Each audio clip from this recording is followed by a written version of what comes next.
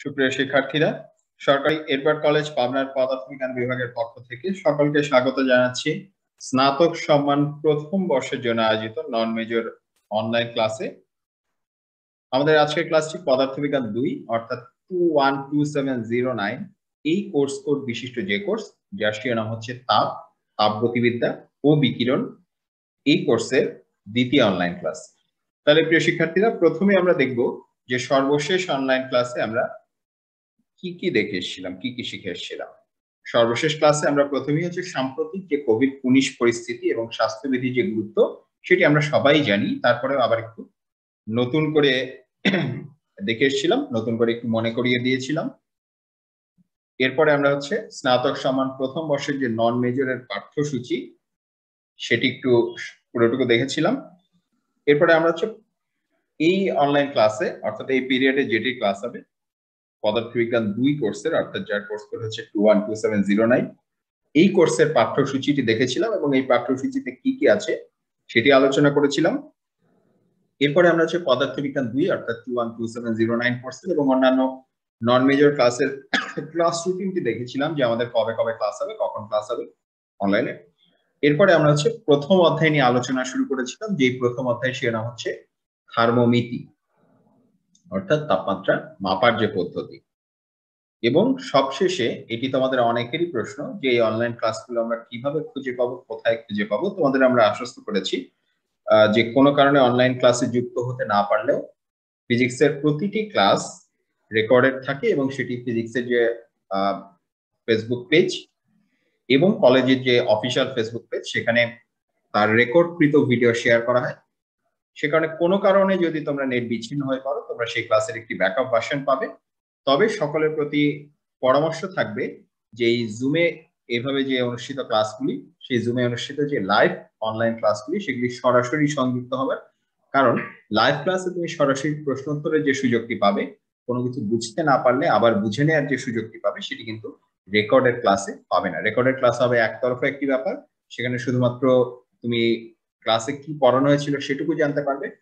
কিভাবে সেখানে প্রশ্ন উত্তরের অংশটি বা তোমার মনে যদি কোনো প্রশ্ন জাগে সেটি কিন্তু তুমি প্রশ্ন করে উত্তরটি জেনে নেওয়ার সুযোগ থাকছে না। সেই কারণে তোমাদের সবার প্রতি আমাদের পরামর্শ থাকবে যে অবশ্যই আমাদের এই অনলাইন ক্লাস রুটিন মেনে জুমের মাধ্যমে আমরা যে ক্লাসগুলো নিচ্ছি, লাইভ ক্লাসগুলো নিচ্ছি, সেই ক্লাসে যুক্ত হবার এবং কোনো কারণে যদি কোনো একটি ক্লাস কারো মিস হয়ে যায় সেক্ষেত্রে তারা হচ্ছে ব্যাকআপ হিসাবে রেকর্ডেড ক্লাসগুলো দেখতে পারে। ঠিক আছে?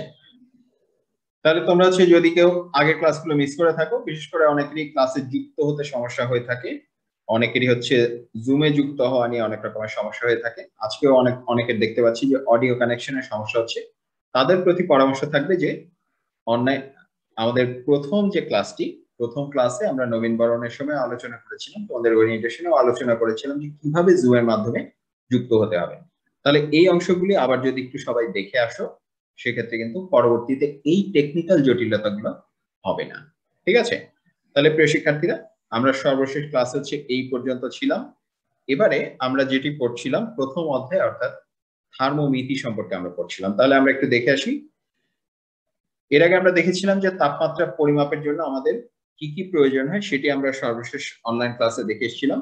তাপমাত্রা পরিমাপের ক্ষেত্রে আমরা দেখেছিলাম যে আমরা সরাসরি কখনো তাপমাত্রা পরিমাপ করতে পারি না। তাপমাত্রা পরিমাপের জন্য আমাদের একটি পরোক্ষ পদ্ধতি প্রয়োজন হয়, আমাদের অন্য একটি পদার্থের সাহায্য নিতে হয়, যাদেরকে আমরা বলি তাপমিতিক পদার্থ।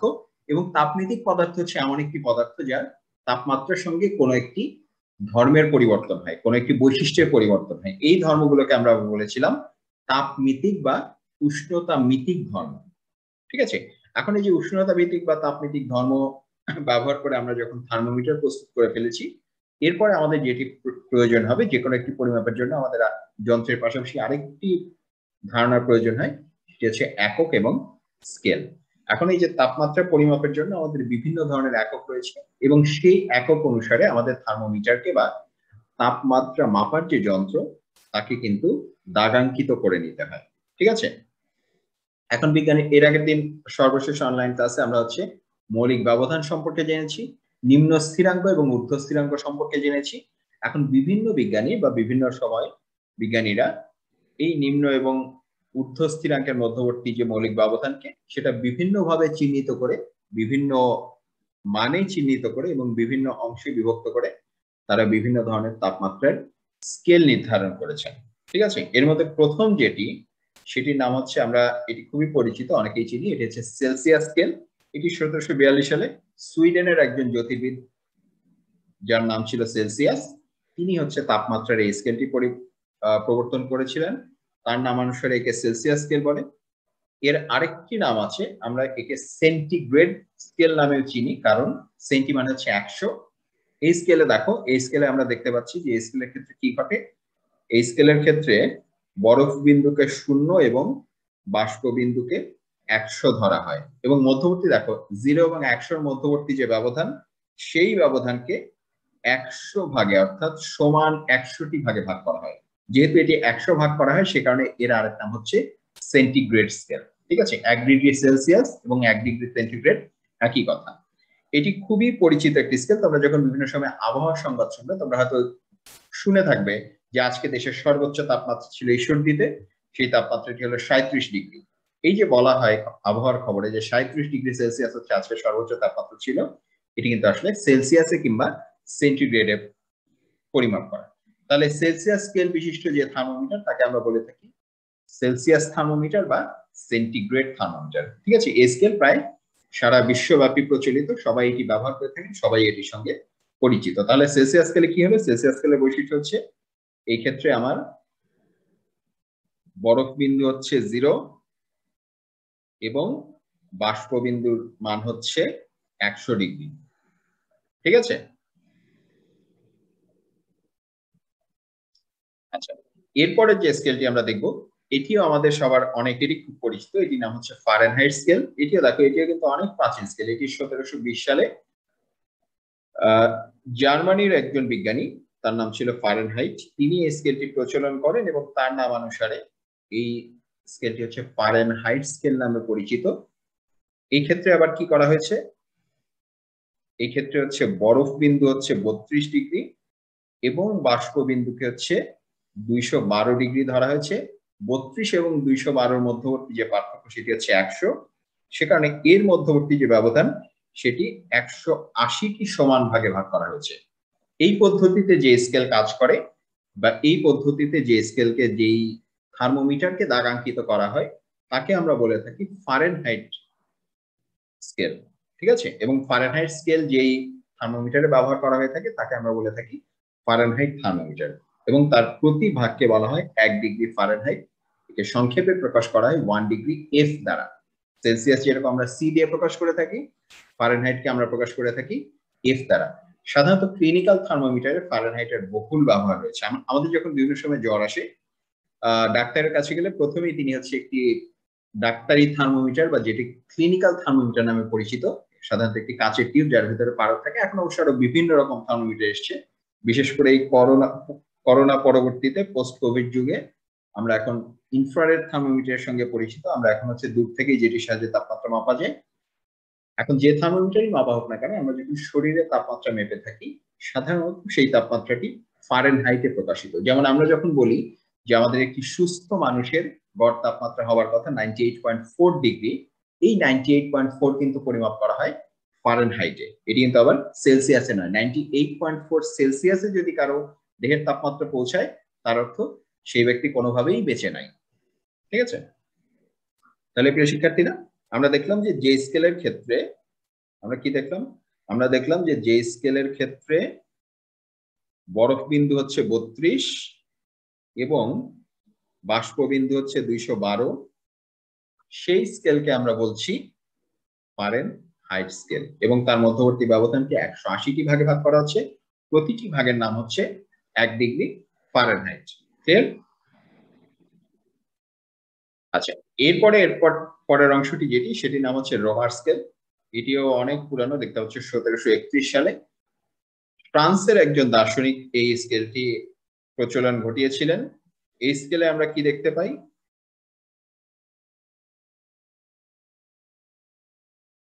এই স্কেলের ক্ষেত্রে নিম্ন স্থিরাঙ্ক হচ্ছে 0 ডিগ্রি এবং ঊর্ধ্ব স্থিরাঙ্ক হচ্ছে 80 ডিগ্রি।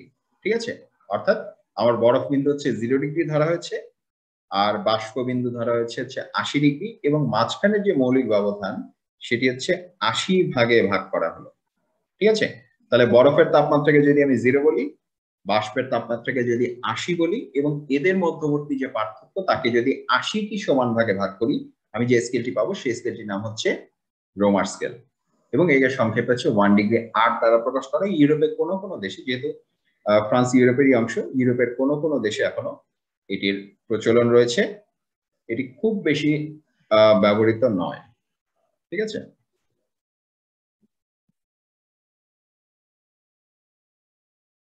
আচ্ছা এরপরে এখন আসো, এটি হচ্ছে আদর্শ গ্যাস স্কেল বা আইডিয়াল গ্যাস স্কেল। এটি কেমন? এটি তোমরা হচ্ছে আদর্শ গ্যাসের ক্ষেত্রে উচ্চ মাধ্যমিক শ্রেণীতে শিখে এসছো, যে আদর্শ গ্যাসের আয়তন পরম তাপমাত্রার সাথে নির্ভরশীল, এবং তাপমাত্রা যদি আমরা হ্রাস করতে থাকি, আদর্শ গ্যাসের আয়তন হ্রাস পেতে থাকে, এবং তাত্ত্বিকভাবে তাপমাত্রা কমাতে থাকলে প্রতি ডিগ্রির জন্য এটি একটি নির্দিষ্ট হারে কমতে থাকে। একটি সরল রৈখিক লেখচিত্র পাওয়া যায়, এবং সেই লেখচিত্রটিকে আমরা যদি আবার পেছনের দিকে বাড়াই, আমরা দেখেছি উচ্চ মাধ্যমিক শ্রেণীর সিলেবাসে আমরা যখন আদর্শ গ্যাসের রাশিমালা পড়ে এসেছি এবং আদর্শ গ্যাসের সঙ্গে আয়তনের সঙ্গে তাপমাত্রার সম্পর্ক যখন পড়েছি, তখন আমরা দেখেছি যে তাত্ত্বিকভাবে এই লেখচিত্রকে পেছনের দিকে বাড়াতে থাকলে কোনো এক সময় তার আয়তন তাত্ত্বিকভাবে শূন্য হবার কথা। এটি কেমন আমরা একটু দেখে নেই।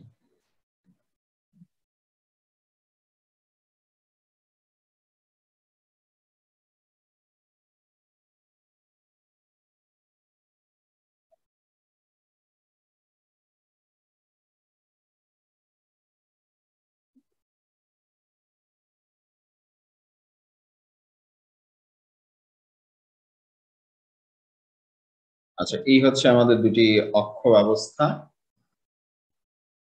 ঠিক আছে, এই দুটি অক্ষ ব্যবস্থায় যদি এমন হয়ে থাকে যে আমরা তাপমাত্রা এবং একদিকে হচ্ছে তাপমাত্রা আরেকদিকে আয়তন বসিয়েছি, ঠিক আছে, যদি এমন হয় যে এদিকে আমাদের তাপমাত্রা এবং এই অক্ষে হচ্ছে আমাদের আয়তন বসানো হয়, বিভিন্ন ধরনের বিন্দু বসালে যেটি পাওয়া যায় যে আয়তন এবং তাপমাত্রার সাথে মোটামুটি এমন একটি সম্পর্ক বিদ্যমান। ঠিক আছে, এমন একটি লেখচিত্র তাদের মধ্যে পাওয়া যায়। তাহলে এই যে লেখচিত্রটি আমরা পেলাম, এই লেখচিত্রটিকে আমরা যদি আবার এবারে একটু সম্পূর্ণ করে পেছনের দিকে বর্ধিত করি, এই যে আমাদের লেখচিত্রটি আসছে এরকম, এবং তাকে যদি আমরা আবার পেছনের দিকে বর্ধিত করতে থাকি, তখন দেখা যায় যে কোনো একটি অংশে এসে এভাবে একে বর্ধিত করতে থাকলে কোনো একটি তাপমাত্রায়, এই যে এখানে এটি হচ্ছে ভি অক্ষ, এখানে হচ্ছে ভি এর মান শূন্য হবার কথা, এই যে তাপমাত্রার অক্ষে যেখানে গিয়ে এটি শূন্য হবার কথা, এই তাপমাত্রাকে আমরা বলি পরম শূন্য তাপমাত্রা। ঠিক আছে, যেখানে এই অক্ষটিকে ছেদ করে বা তাত্ত্বিকভাবে ছেদ করবার কথা, তাকে আমরা বলি পরম শূন্য তাপমাত্রা। তাহলে এই তাপমাত্রাকে শূন্য ধরে যে স্কেল তৈরি করা হয়েছে সেটিকে আমরা বলেছি আদর্শ গ্যাস স্কেল বা পরম স্কেল। ঠিক আছে, আমরা যদি সেলসিয়াসে মেপে থাকি, তাহলে এই গ্রাফ থেকে যেটি দেখা যায় যে প্রতি 1°C পরিবর্তনের কারণে গ্যাসের আয়তন 273 ভাগের 1 ভাগ পরিমাণে হ্রাস পায়। অর্থাৎ এটিকে যদি আমরা কমাতেই থাকি -273°C গিয়ে আমরা পাবো হচ্ছে তাত্ত্বিকভাবে এর গ্যাসের শূন্য আয়তন হওয়ার কথা। ঠিক আছে, তাহলে এই স্কেলের এই যে -273 যেটি, সেটিকে যখন আমরা শূন্য ধরে নতুন একটি স্কেল প্রণয়ন করি, তখন সেটির নাম হয় আদর্শ গ্যাস স্কেল। ঠিক আছে, এই ক্ষেত্রে এই যে -273 হচ্ছে 0°K ধরা হয়, তাহলে সেক্ষেত্রে আমাদের 0°C যেটি, সেটি হচ্ছে 273 K। সেটি যদি 273 K হয়ে থাকে, তার মানে সেই অনুসারে বাষ্প বিন্দুর মান হওয়ার কথা তাহলে 373 K, তার থেকে 100° বেশি, এবং এই মধ্যবর্তী যে মৌলিক ব্যবধান, সেই ব্যবধানটি হচ্ছে এই ক্ষেত্রেও সমান 100টি ভাগে ভাগ করা হয়। ঠিক আছে, এখানে কি বলা হলো, এখানে নিম্ন স্থিরাঙ্ক হচ্ছে, এখানে নিম্ন স্থিরাঙ্ক হচ্ছে 273, এবং বাষ্পবিন্দু বা ঊর্ধ্ব স্থিরাঙ্ক হচ্ছে 373। তাহলে 273 এবং 373 এর মধ্যবর্তী পার্থক্য কত? ঠিক 100। তাহলে এর মধ্যবর্তী মৌলিক ব্যবধানকেও ঠিক 100 ভাগে সমান ভাগ করা হয়। এই প্রতিটি ভাগকে আমরা এখন বলছি 1 কেলভিন। ক্লিয়ার? ঠিক আছে।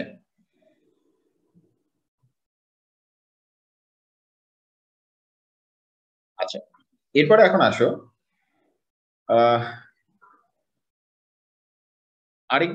আরেকভাবে আমাদের একটি স্কেল প্রণয়ন করা আছে যার নাম হচ্ছে কেলভিন স্কেল বা কেলভিনের তাপগতীয় স্কেল।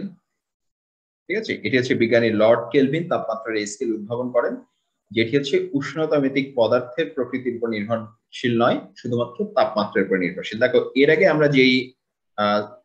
এর আগে প্রথম যে 4টি স্কেলের কথা আমরা পড়েছিলাম, সেই 4টি স্কেলের ক্ষেত্রে আমাদের যে তাপমাত্রা, সেই তাপমাত্রা কিন্তু কোন একটি পদার্থের উপর নির্ভরশীল। আমরা কিন্তু দেখেছিলাম যে আমরা বরফ বিন্দু এবং বাষ্প বিন্দুকে ব্যবহার করে এই তাপমাত্রার স্কেলটি প্রণয়ন করছি, অর্থাৎ সেটি পানির ধর্ম এবং বরফের ধর্ম এবং বাষ্পের ধর্মের উপরে নির্ভরশীল। সেক্ষেত্রে বিজ্ঞানী লর্ড কেলভিন যেটি চেয়েছেন যে নতুন এমন একটি স্কেল হবে যে স্কেলটি এমন কোনো সমস্যায় পড়বে না, যেটি উষ্ণতা ভিত্তিক ধর্মের উপরে নির্ভরশীল হবে না, সেটি হচ্ছে সরাসরি তাপমাত্রার উপরেই নির্ভরশীল। ঠিক আছে, এখন এই যে তাপমিতিক বস্তুর যে ধর্ম, এই ধর্ম ব্যবহার করে কেলভিনের যে স্কেল, সেটিকে বলা হয় কেলভিনের তাপগতীয় স্কেল বা থার্মোডাইনামিক স্কেল। ঠিক আছে, এটি হচ্ছে পরম তাপগতীয় স্কেল নামে পরিচিত। এখানে মূল বিষয়টি যেটি, তাপগতিবিদ্যার ক্ষেত্রে আমরা হচ্ছে ত্রৈধ বিন্দু নামে একটি ধারণা পেয়েছি। পানির ত্রৈধ বিন্দুর তাপমাত্রার সঙ্গে তুলনা করে কেলভিন স্কেল হচ্ছে প্রতিষ্ঠিত। আরো বিভিন্ন পয়েন্টের সাথে আরো বিভিন্ন নির্দিষ্ট তাপীয় বিন্দুর সঙ্গেও এটির তুলনা করা হয়ে থাকে। কোনটি প্লাটিনাম বিন্দু ব্যবহার করে থাকে, কোনটি অন্যান্য এমন কোন পদার্থের, কিন্তু ত্রৈধ বিন্দু হচ্ছে প্রতিটি পদার্থের ক্ষেত্রে সুনির্দিষ্ট। বরফ বিন্দু এবং বাষ্প বিন্দু কিন্তু পুরোপুরি সুনির্দিষ্ট নয়। এটি আমরা জানি যে গলনাঙ্ক কিংবা স্ফুটনাঙ্ক এইগুলো কিন্তু আবার চাপের কিংবা আরো বিভিন্ন অংশের সাথে সম্পর্কিত, অর্থাৎ চাপের সঙ্গে বা অন্যান্য কিছু প্রাকৃতিক পরিস্থিতির সঙ্গে এই বিন্দুগুলো কিন্তু পরিবর্তিত হতে পারে। কিন্তু ত্রৈধ বিন্দু হচ্ছে এমন একটি নির্দিষ্ট বিন্দু যেটি নির্দিষ্ট তাপমাত্রা, নির্দিষ্ট চাপে এবং নির্দিষ্ট পরিবেশে সেটি সবসময় সুনির্দিষ্ট। ঠিক আছে, একটি সুনির্দিষ্ট চাপে এবং এই তাপমাত্রাকে বলা হয় পানির ত্রৈধ বিন্দু, যেই ত্রৈধ বিন্দুতে এটি প্রকৃতিতে ঠিক একটি বিন্দুই আছে যেখানে একই সঙ্গে বরফ, একই সঙ্গে পানি এবং একই সঙ্গে বাষ্প, এরা তিনজন সহাবস্থান করতে পারে। অর্থাৎ যেই বিন্দুতে কোন একটি পদার্থের কঠিন, তরল এবং বায়বীয় তিনটি অবস্থায় একই সঙ্গে বিরাজমান থাকতে পারে, যেই শর্তে, সেই বিন্দুটিকে বলা হয় ওই পদার্থের ত্রৈধ বিন্দু। ঠিক আছে, পানির ক্ষেত্রে ত্রৈধ বিন্দুর তাপমাত্রা হচ্ছে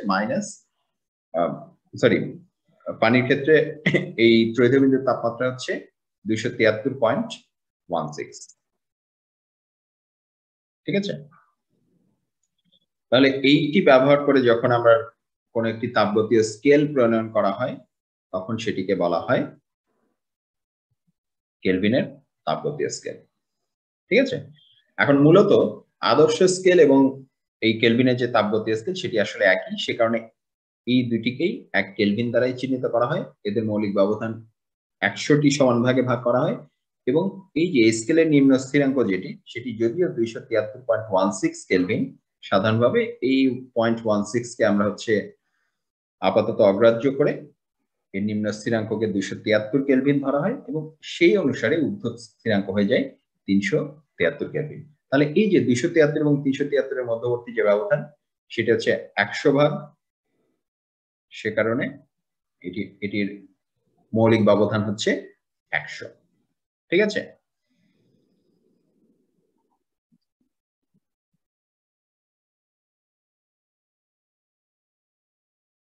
আচ্ছা, এই যে এবারে সর্বশেষ আসা হচ্ছে তাপমাত্রার আন্তর্জাতিক স্কেল। এই যে তাপমাত্রা যে আমরা এতক্ষণ দেখেছি যে তাপমাত্রার বিভিন্ন রকম স্কেল আছে, এই কেলভিন স্কেলকেই আসলে আন্তর্জাতিক স্কেল হিসাবে স্বীকৃতি দেওয়া হয়েছে। ঠিক আছে, আসলে কেলভিনের যে পরম তাপগতীয় স্কেল সেটি হচ্ছে আন্তর্জাতিক স্কেল। আমরা কিন্তু এর আগেও দেখেছি যে এমকেএস পদ্ধতি যেটি ছিল সেটিকেই কিন্তু মূলত এসআই সিস্টেম বা আন্তর্জাতিক সিস্টেম হিসাবে গ্রহণ করা হয়েছে বা বিজ্ঞানীরা গ্রহণ করেছেন। এটিও একইভাবে যে এটি প্রচলিত স্কেলগুলোর মধ্যে থেকে কেলভিনের যে পরম তাপগতীয় স্কেল সেটিকে তাপমাত্রা আন্তর্জাতিক স্কেল হিসেবে ব্যবহার করে। বিজ্ঞানের যে কোনো ক্ষেত্রে বা পদার্থবিজ্ঞানে যখন আমরা কোনো তাপমাত্রা মাপতে যাই সেটি মূলত যদি অন্য কোনো শর্ত দেয়া না থাকে সেটি সাধারণত তাপমাত্রার আন্তর্জাতিক স্কেল ব্যবহার করে পরিমাপ করার কথা। ঠিক আছে, এখন এটি হচ্ছে আন্তর্জাতিক ওজন পরিমাপ সংস্থা এই ব্যবহারিক স্কেলটির প্রচলন করে থাকেন। এবং সেখানে দেখো, সেখানেও এই যে ইতিমধ্যে আমরা যেটি বলে এসেছি, ইতিমধ্যে আমরা যেটি দেখে এসেছি যে পানির ত্রৈধ বিন্দুর তাপমাত্রার সাথে সম্পর্কিত করে পানির ত্রৈধ বিন্দুর তাপমাত্রাকে 273 ডিগ্রি কেলভিন হিসাবে চিহ্নিত করে এবং ওই তাপমাত্রার পানির ত্রৈধ বিন্দুর তাপমাত্রাকে 273.16 কেলভিন হিসাবে চিহ্নিত করে এবং ওই তাপমাত্রার 273.16 ভাগের 1 ভাগকে 1 কেলভিন হিসাবে চিহ্নিত করে তাপমাত্রা পরিমাপের যে ব্যবহারিক স্কেল অনুমোদন করা হয় সেটিকে হচ্ছে বলা হয় তাপমাত্রার আন্তর্জাতিক স্কেল। ঠিক আছে, তাহলে এক্ষেত্রে কি করা হয়, এখানে কিন্তু দেখো আরো কতগুলো সহজলভ্য স্থির বিন্দু আছে, অর্থাৎ পানির ত্রৈধ বিন্দুর তাপমাত্রাই কিন্তু এখানে একমাত্র মাপকাঠি নয়। এখানে প্লাটিনাম বিন্দু আছে, আরো কিছু বিন্দু আছে যেটা অন্য কোনো পরিবেশ বা অন্য কিছুর উপর নির্ভরশীল নয়। এরকম প্রাকৃতিক যেসব বিন্দু আছে সেসব বিন্দুর মাধ্যমে এই স্কেলকে একেবারে সুনির্দিষ্টভাবে এবং সুনিপুণভাবে নির্ধারণ করা হয়েছে। ঠিক আছে, তাহলে ব্যবহারিক ক্ষেত্রে আসলে কেলভিনের যে পরম তাপগতীয় স্কেল সেটি এবং তাপমাত্রার আন্তর্জাতিক স্কেল হচ্ছে অভিন্ন স্কেল। এটিকেই আসলে আন্তর্জাতিক স্কেল হিসেবে স্বীকৃতি দেওয়া হয়েছে। ক্লিয়ার? আচ্ছা, এবারে তাহলে আমরা একটু দেখি এই যে তাপমাত্রার বিভিন্ন রকম স্কেল যে আমরা পেলাম, এই বিভিন্ন রকম স্কেলের মধ্যে আবার একটি বিভিন্ন রকম আন্তঃ সম্পর্ক থাকতে পারে। ঠিক আছে, এখন আমরা যদি অনেকগুলো একই রকমের থার্মোমিটার নেই, ঠিক আছে, মনে করো এটি হচ্ছে একটি খালি থার্মোমিটার, সেই থার্মোমিটারকে আমরা এখানে হচ্ছে বরফ বিন্দু, এই যে এ হচ্ছে বরফ বিন্দু, বি হচ্ছে কক্ষর তাপমাত্রা বা বর্তমান তাপমাত্রা এবং বি হচ্ছে বাষ্প বিন্দু হিসেবে চিহ্নিত করলাম। ঠিক আছে, তাহলে আমরা একটু বর্তমান তাপমাত্রাটা দেখি যে এই মুহূর্তে এটার তাপমাত্রা হচ্ছে এখান থেকে এই পর্যন্ত। ঠিক আছে, এখন মনে করো হুবহু একই রকমের আরেকটি থার্মোমিটার আমার কাছে আছে, সেই থার্মোমিটারকে আমি একটু আলাদা করে চিহ্নিত করে নেই। এই যে এটি হচ্ছে এটি,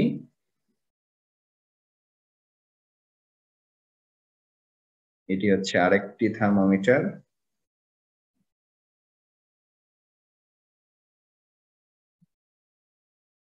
এটি হচ্ছে আরেকটি থার্মোমিটার এবং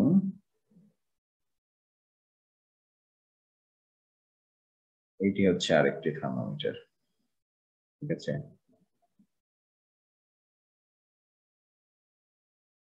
আমরা একটু রংগুলো আলাদা করে দেখলাম তাহলে আমাদের বুঝতে সুবিধা হবে।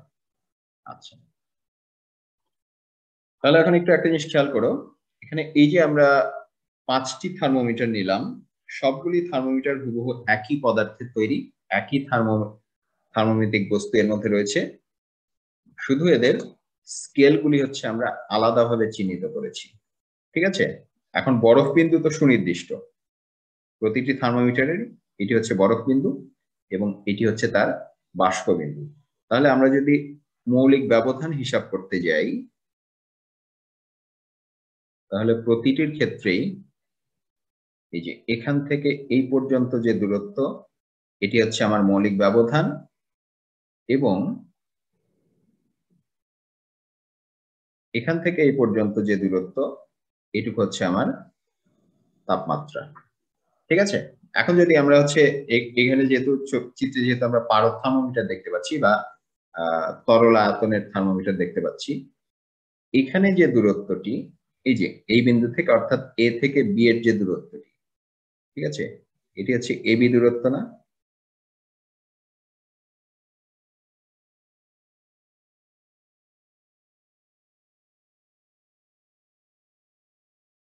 এই যে এই দূরত্বটি হচ্ছে এ বি দূরত্ব, এই যে এ থেকে বি এর দূরত্ব, এবং এই দূরত্বটি হচ্ছে এ থেকে ডি এর দূরত্ব, অর্থাৎ এ ডি দূরত্ব।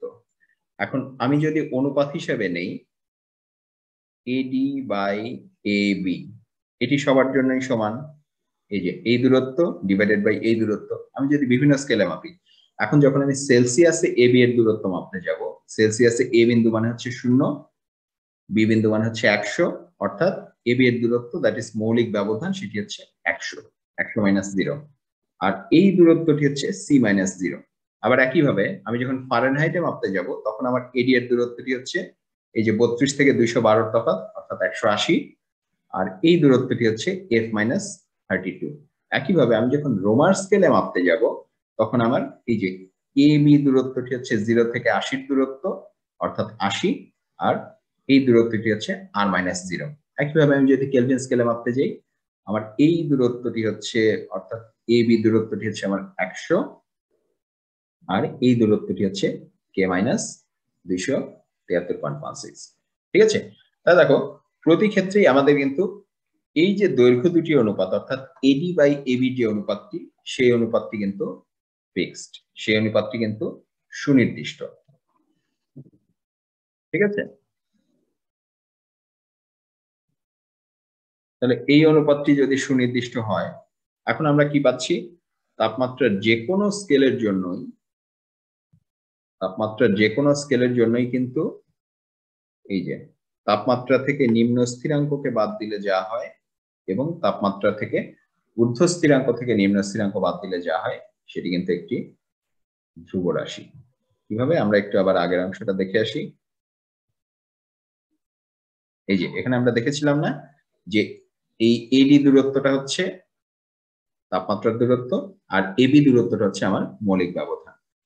তাহলে এই যে এই দুইটা অংশ, এই যে এডি এবং এবি, তার মানে প্রত্যেক ক্ষেত্রেই আসলে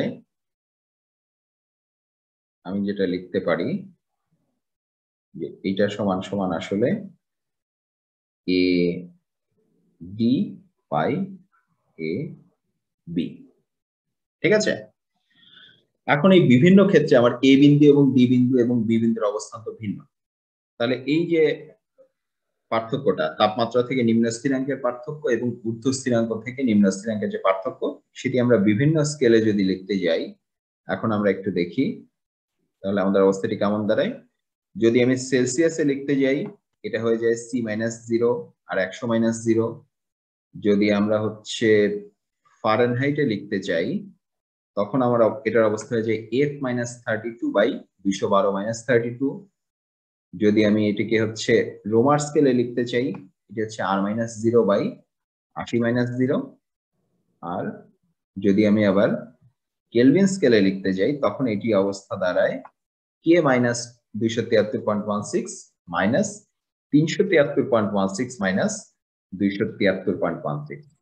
ঠিক আছে, একে যদি আবার আমরা একটু সংক্ষিপ্ত করে লিখি, এই যে সি মাইনাস 0 মানে সি, 100 - 0 মানে 100, অর্থাৎ এটি হচ্ছে সি বাই 100, এটি হচ্ছে এফ মাইনাস 32 বাই 180, এটি হচ্ছে আর ডিভাইডেড বাই 80, এটি হচ্ছে কে মাইনাস 273.16 ডিভাইডেড বাই 100। ঠিক আছে, এখন এটিকে আমরা আবার আরো একটু সংক্ষেপ করে লিখতে পারি, এই যে এখানে 100, 180, 80 এবং 100, এদের যে গসাগু, সেটি দ্বারা যদি আমরা ভাগ করে ফেলি, আমরা এটিকে আরো সংক্ষিপ্ত করে লিখতে পারি যে, দেখো এই যে এই প্রত্যেকটি অংশকে আমরা যদি এখন 20 দ্বারা ভাগ করে দেই, অর্থাৎ হরে যেটি আছে সেটিকে যদি আমরা এখানে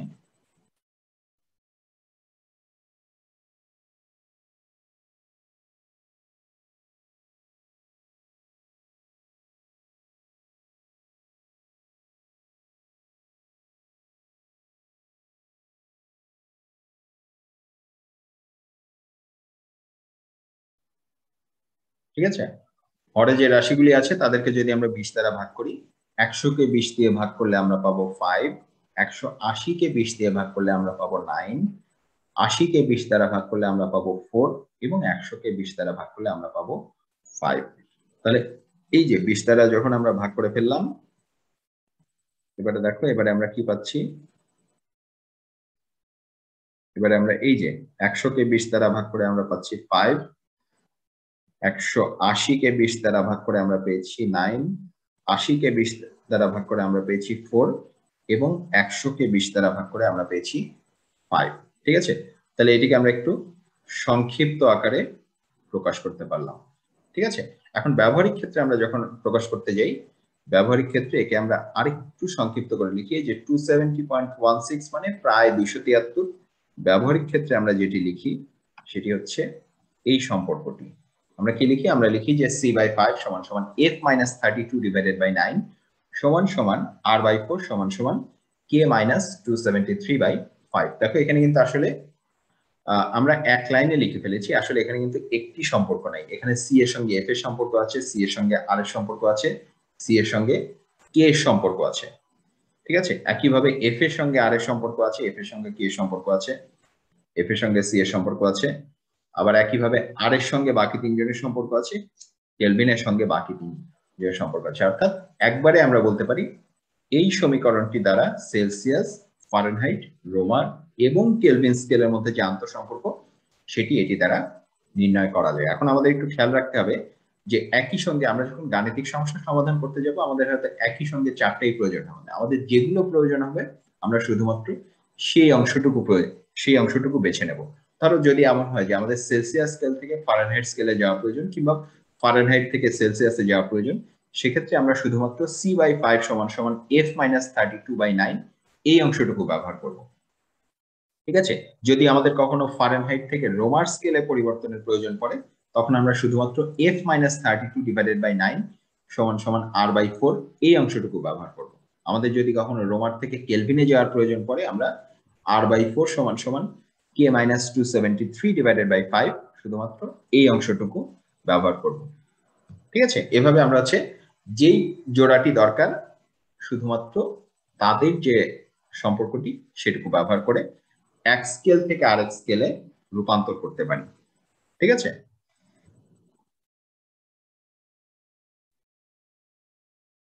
আচ্ছা এখন যদি আমরা একটু একটা বাস্তব থার্মোমিটারের একটু ছবি দেখি।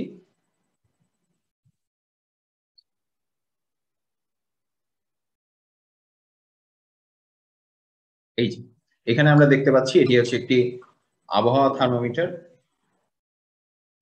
ঠিক আছে, এই যে এখানে হচ্ছে এই বাল্বের ভেতরে, এখানে হচ্ছে বাল্বের ভেতরে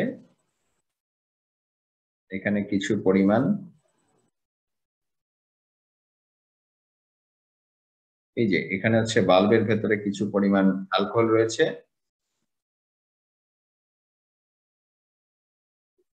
এখানে। ঠিক আছে, এবং এটি এটি আবার এই যে একটি টিউবের মধ্যে দিয়ে, এই যে আমরা লাল রং দেখতে পাচ্ছি না, এটি হচ্ছে আসলে লাল রঙের অ্যালকোহল। এটি এখানে মূলত তাপনীতিক পদার্থ, অর্থাৎ তাপমাত্রা বৃদ্ধি বা হ্রাস পেলে আমাদের এই অ্যালকোহলের যে স্তম্ভ সেটির দৈর্ঘ্যেরও হ্রাস বা বৃদ্ধি ঘটে। ঠিক আছে, এখানে দেখতে পাচ্ছি আমরা আরেকটি জিনিস, এখানে কিন্তু একই সঙ্গে দুইটি ভিন্ন স্কেল চিহ্নিত করা আছে। ঠিক আছে, এই যে এদিকে যদি খেয়াল করো, এখানে আছে হচ্ছে সেলসিয়াস স্কেল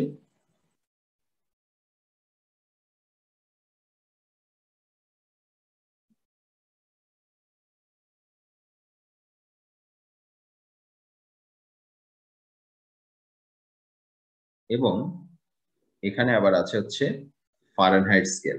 অর্থাৎ এখানে দেখো এই যে একই এটি একটি নির্দিষ্ট তাপমাত্রা নির্দেশ করছে, কিন্তু সেই তাপমাত্রাটি কিন্তু দুই স্কেলে একই রকম নয়। এখানে যদি আমরা একটু পরিমাপ করি, যে এটি হচ্ছে 20 ডিগ্রি, অর্থাৎ এটি হচ্ছে 25 ডিগ্রি, 26, অর্থাৎ এটি হচ্ছে প্রায় সেলসিয়াসে মাপলে এই মুহূর্তে তাপমাত্রা হচ্ছে প্রায় 27 ডিগ্রি। আবার ফারেনহাইটে যখন আমরা মাপতে যাবো, যে এটি হচ্ছে 70, এটি হচ্ছে 80, অর্থাৎ এটি হচ্ছে প্রায় 82 ডিগ্রি ফারেনহাইট। ঠিক আছে, তাহলে আমরা কি দেখতে পাচ্ছি, আমরা কিন্তু দেখলাম যে দেখো সেলসিয়াস এবং ফারেনহাইটের তাপমাত্রা কিন্তু একই নয়। ঠিক আছে, এই যে একই স্কেলের এই যে বাম পাশের যে অংশটুকু, এটুকু দিয়ে এখানে সেলসিয়াস পরিমাপ করা হচ্ছে, এবং ডান পাশের যে অংশটুকু এটুকু কিন্তু এই যে ফারেনহাইটে পরিমাপ করা হচ্ছে, এবং তাদের মানটি কিন্তু একই রকম নয়। দেখো শুরু হয়েছে বিভিন্ন জায়গায়, এই যে H0 এবং H0 এক এক ক্ষেত্রে নয়, এটির জিরো হচ্ছে এখানে, এটির জিরো হচ্ছে এখানে। এই যে এটির জিরো বরাবর এটার হচ্ছে 32 ডিগ্রি, আবার এটার যখন 100, এটার 100টা আসলে স্কেলে দেখানো নাই। যদি 100 থাকতো তখন আমরা দেখতাম যে সেটা আসছে আসলে এই যে 212 ডিগ্রিতে ফারেনহাইটের ক্ষেত্রে। ঠিক আছে, তাহলে প্রিয় শিক্ষার্থীরা, এইভাবে আমরা হচ্ছে এক স্কেলের সঙ্গে, অর্থাৎ তাপমাত্রার একটি স্কেলের সঙ্গে অন্য একটি স্কেলের সম্পর্ক নির্ধারণ করতে পারি। ভবিষ্যতে আমরা কোনো একটি গাণিতিক সমস্যা সমাধানের মাধ্যমে এই সমীকরণটির ব্যবহার দেখব। ঠিক আছে, এখন আবার আরেকটি জিনিস আমরা এখানে একটু দেখে নেওয়া প্রয়োজন, যে আমরা এই যে তাপমাত্রা পরিমাপ যখন করছি, তাপমাত্রা পরিমাপের ক্ষেত্রে আমাদের জানতে হবে যে তাপমাত্রার পরিসরটি কেমন, এবং সেই অনুসারে আমাদের তাপমাত্রার পরিমাপ পদ্ধতি ঠিক করতে হবে। ঠিক আছে, এখন তাপমাত্রার পাল্লা বা পরিসর অনুসারে তাপমাত্রাকে 3 ভাগে ভাগ করা হয়। ঠিক আছে, কি কি ভাগ আমরা প্রথমে একটু দেখে নেই। প্রথম ভাগটি হচ্ছে 0 থেকে 500 ডিগ্রি। আমরা যদি সেলসিয়াসে মাপি, এখানে সেলসিয়াসে বলা হচ্ছে যে 0 ডিগ্রি সেলসিয়াস থেকে 500 ডিগ্রি সেলসিয়াস, এই তাপমাত্রাকে বলা হয় সাধারণ তাপমাত্রা।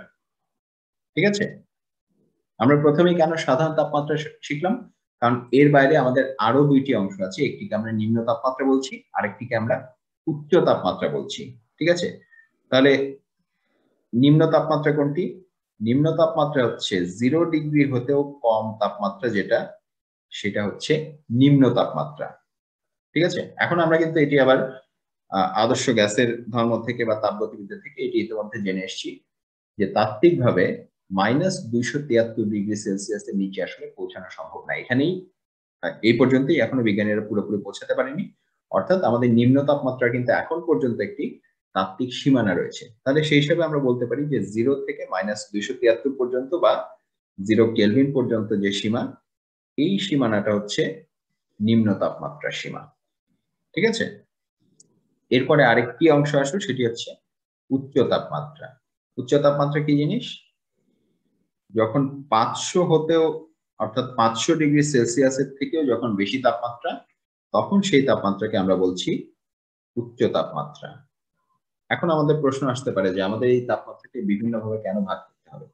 ভাগ করতে হবে এই কারণে যে আমরা এই যে বিভিন্ন ধরনের তাপনীতিক ধর্মের কথা পড়ে এসেছি, বিভিন্ন ধরনের উষ্ণতাবাদী পদার্থের কথা পড়ে এসেছি, বিভিন্ন ধরনের থার্মোমিটারের কথা পড়ে এসেছি। সব থার্মোমিটার কিন্তু সব সীমায় ক্রিয়াশীল নয়। আমরা সাধারণ থার্মোমিটার মাপার, সাধারণ তাপমাত্রা মাপার জন্য যেরকম ক্লিনিক্যাল কিংবা পারদ থার্মোমিটার ব্যবহার করে থাকি, এটি কিন্তু আবার সাধারণ তাপমাত্রার বাইরে পরিমাপ করতে সক্ষম নয়। ঠিক আছে, নিম্ন তাপমাত্রা মাপার জন্য আমাদের অন্য ধরনের পদ্ধতি বা অন্য কোনো থার্মোমিটার ব্যবহার করতে হয়। একইভাবে যখন আমরা উচ্চ তাপমাত্রা মাপতে যাব, উচ্চ তাপমাত্রা পরিমাপ করতেও আবার আমাদের ভিন্ন ধরনের কোন একটি থার্মোমিটার প্রয়োজন হয়। সে কারণে আমরা কোন থার্মোমিটার বেছে নেব সেটির আগে আমাদের আসলে জানতে হবে যে তাপমাত্রার পরিসরটি কেমন। তাপমাত্রাটির পরিসরটি যেমন হবে, সেই অনুসারে আমরা হচ্ছে তাপমাত্রা কিভাবে পরিমাপ করব সেটি ঠিক করব। ক্লিয়ার? তাহলে পরবর্তী ক্লাসে আমরা জানবো হচ্ছে সাধারণ তাপমাত্রা মাপার জন্য আমরা কি কি পদ্ধতি বা কি কি থার্মোমিটার ব্যবহার করি, নিম্ন তাপমাত্রা মাপার জন্য আমরা কি কি পদ্ধতি বা কি কি থার্মোমিটার ব্যবহার করি, এবং উচ্চ তাপমাত্রা মাপার জন্য আমরা কি কি পদ্ধতি এবং কি কি থার্মোমিটার ব্যবহার করি। ঠিক আছে, বুঝতে পেরেছো সবাই? আচ্ছা, তাহলে প্রিয় শিক্ষার্থীরা, পরবর্তী ক্লাসে আমরা হচ্ছে এই যে বিভিন্ন এই তাপমাত্রার যে পরিসর, সেই পরিসরে কখন কোন পদ্ধতি কেন ব্যবহার করতে হবে সেটি সম্পর্কে ক্রমান্বয়ে জানতে থাকবো। তার আগ পর্যন্ত আমাদের আজকের ক্লাসটি আমরা এখানেই শেষ করছি। পরবর্তী ক্লাসের আগ পর্যন্ত সবাই সুস্থ থাকো, নিরাপদে থাকো, এবং অবশ্যই স্বাস্থ্যবিধি মেনে চলে পরিবারের সকলকে নিয়ে এই কোভিড ভাইরাসের হাত থেকে নিরাপদ থাকো।